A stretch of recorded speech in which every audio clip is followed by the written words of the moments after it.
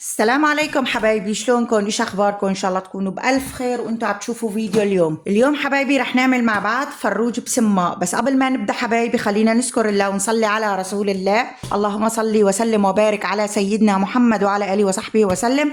ولا اله الا الله سيدنا محمد رسول الله. والما اشترك في القناه حبايبي ينزل على السريع يشترك في القناه يفعل زر الجرس ليصلوا كل شيء جديد مني. واهلا وسهلا فيكم جميع والله يجبر بخاطركم يا رب على هالتعليقات الحلوة. ويلا خلينا نبلش حبايبي. مثل ما لكم شايفين هون عندي 3 بصلات رح افرمهم ان شاء الله جناح.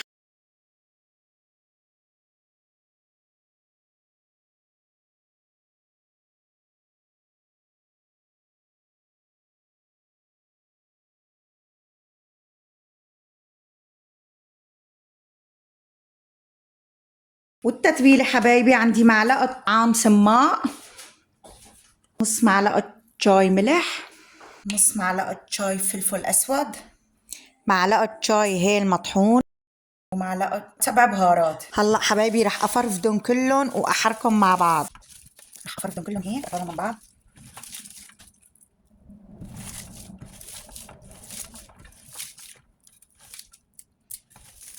عندي انا حبايبي فروجة كاملة.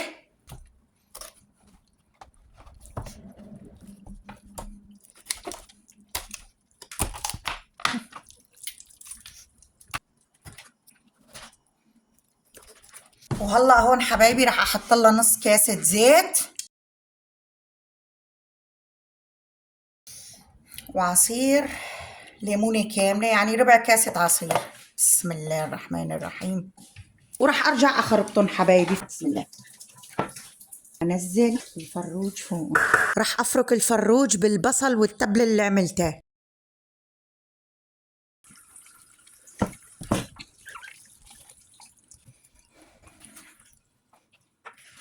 وهلا حبايبي القلب رح نلفها كتير منيح عشان نحطها بالفرن. هلا هيك بعد ما غطيناها منيح حبايبي رح نحطها بالفرن على درجة حرارة 190 من الساعة وربع للساعة ونص. ولطبخ الرز حبايبي عندي هون نص كاسة زيت نباتي. بسم الله. وعندي حبايبي هون معلقة فلفل أسود. بسم الله. معلقة قرفة، معالق صغار، معلقة 7 بهارات. هلا هدول كلهم رح احمصهم مع بعض حبايبي. هلا هذا الرز فيكم تعملوه بالخضرة، فيكم تحطوا له جزر بازيلا، بس انا ما بدي اعمله بالخضرة، بدي اعمله رز بهارات. وهلا حبايبي رح احط معه 4 سنون توم. بسم الله. رح اقليهم معهم. عندي كمشة زبيب. هلا رح اعيفهم مع بعض قلوا شوي. وهلا حبايبي بعد ما هيك عفتهم مع بعض شغله 3-4 دقائق رح انزل 3/4 كيلو رز. بسم الله. مغسول، منقوع ومغسول حبايبي. رح اخربطهم كلهم حبايبي القلب مع بعض. حبايبي المي ما تتقيدوا فيها تبعية الرز لانه كل رز نوعه شي. كمان الملح حسب الرغبة، لانه حبايبي مو مالح فينا نرش على صحننا، بس اذا مالح ما فينا نرش ولا فينا نخفف ولا فينا اي شي. بسم الله. بسم الله. رح اعيفه لبين ما يستوي مغطى. حبايبي ما تواخذوني كرامة لله، التدع شوي البصل قمت انا قشرته كله من ارض الصحن. شفتوا الصحن بلور؟ هذا غلط مني، كان لازم احط تحته ورق زبدة، فالتدع البصل كله. بس انا شلت منهم كم وحدة كانوا مقمرات، بس ما بدي اوصف لكم طعمته بتجنن. الرز مع الفروج عن جد الطعم غرام. بتمنى تجربوها حبايبي، مو بتمنى، جربوها حبايبي وما رح تندموا. كتبوا لي بالتعليقات اذا عجبتكم او لا. حبايب قلبي كتير عن جد كتير كتير كتير طيبه. وبعد ما اكلنا حبايبي قمت انظف الغرفه. شفتوا قلت لكم انا صار عنا برد كتير، فبدي انظف الغرف ان شاء الله وامد السداجات واللحف على اللي اشتريتهم اللي فرجيتكم اياه بالفيديو السابق.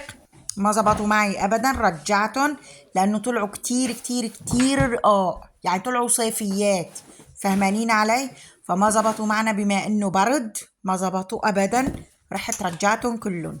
هون حبايبي اشرت اشفي في الغرفه من شراشف تلبيسات مخدات كالعاده، وعم بمسح غبرتها كلها. وفي كتير شغلات عملتها لوحدي، يعني لحالي ما صورتها لانه الفيديو رح يطول كتير، مثل مسح ظهر السكرتون، مسح السكرتون، طاولة اللي بدرس عليها، يعني كتير قصص سويتها لوحدي، مسح الباب وهيك كله طبعا بالمي وبالكلور. مين مثلي يا صبايا بتحب هيك فيديوهات اللي فيها حوسه وتنظيف ومي وكلور وجقجقه ورغاوي مثل ما بيقولوا وهيك قصص؟ مين مثلي؟ تنزل تكتب لي بالتعليقات.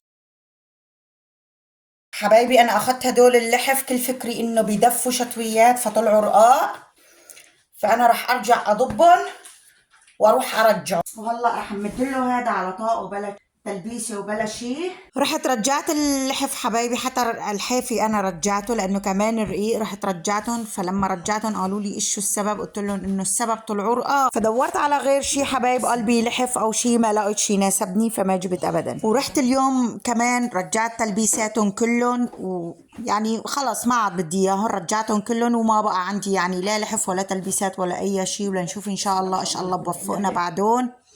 والحمد لله رب العالمين. اللهم صل على سيدنا محمد وعلى آله وصحبه وسلم. بسم الله ما شاء الله لا قوة إلا بالله.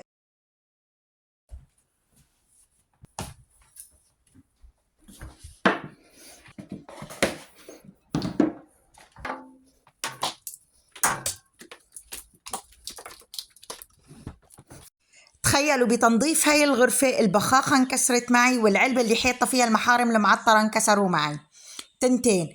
طلعت على السيبة طبت البخاخة انكسرت كمان، وانا طالعة على السيبة طبت العلبة اللي فيها المحارم كمان انكسرت. يعني كله انكسر، ليش ما عم بعرف. وحتى يعني ما كنت عم بشتغل انا لا بسرعة ولا شيء، بس بالعكس كنت عم بشتغل على نظيف، لانه هي الحوسة هلا تنظيف عميق مثل ما بيقولوا له. فبارح نقدر كل فترة يعني كل اسبوع اسبوعين نقشر سداج وهيك يعني، لا فراح يكون مسحة من الوجه الوجه. بعد ما شديت هاي الطاولة حبايبي كمان وكنست تحتها ومسحت تحتها وشديت التخت كمان كنست تحته ومسحت تحته، عن جد طلعت الغرفة عم تبرق. هون لبين ما دفشنا هاي الطاولة ومدينا تحتها أنا وإحسان كسروا كتير على قد مالها تقيلة. يعني قال لي إحسان إيش فيها هاي الطاولة؟ قلت له ما فيها شي، فيها كتبوا لا ابنك تبعات هديك السنة، أنا مو قلت لكم بحفظوا عليهم؟ فكلهم فيها. هلا لزموا منا كم غرض والباقي رح نشتري له إياه إن شاء الله يعني كم يوم رخوي بإذن الله. طبعا هون مثل ما بيقولوا اللمسات الأخيرة، مسحت كنست الأرض ومسحتها وراح أفتح هلا السداجة وأنا خايفة عن جد.